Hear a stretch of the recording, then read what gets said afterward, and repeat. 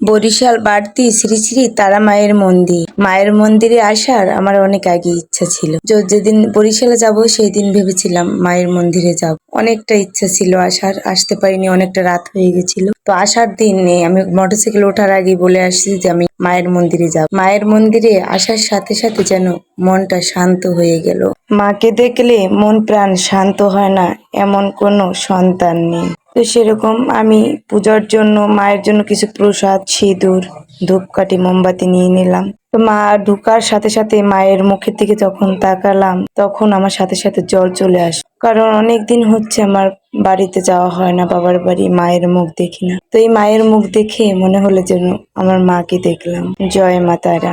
তো মায়ের জন্য ব্যাকুলতা হয় সব সন্তানেরই। তো দেখেন আমার বাবাও মন্দিরে এসে অনেক ছোটাছুটি করতে লাগলো, ওরও খুব ভালো লাগলো। তো এসেই আমার চোখে পড়লো যে একটা লোক চালের উপরে উঠে শিব ঠাকুরের তো পুজো দেওয়া লাগে, এখানে বেলপাতা তুলছে। তো তারপরে দেখলাম যে একজন বৃদ্ধ মহিলা এখানে ঠাকুরের থালা বাসন ধুচ্ছে। তো তার সাইডেই দেখলাম আরেকজন মহিলা ফুল তুলতেছে। আসলে দেখতে খুব ভালো লাগছিল যে সকাল সকাল, একদম সকাল ভোরে কেউ থাল ধুচ্ছে, কেউ বেলপাতা তুলছে ভগবান মায়ের পূজা দেওয়ার জন্য।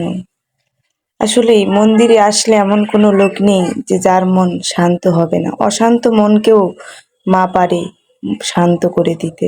জয় মা তারা। তো এখানে দেখেন ইনি হচ্ছে ব্রাহ্মণ, এখানে পূজা দেন, মাকে পূজা করেন। তো বেশিক্ষণ থাকতে পারিনি। আসার সময় আমার এতটা খারাপ লাগতেছিল, যেমনটা লাগে বাপের বাড়ি থেকে মাকে ছেড়ে আসতে সেরকমটা লাগছিল।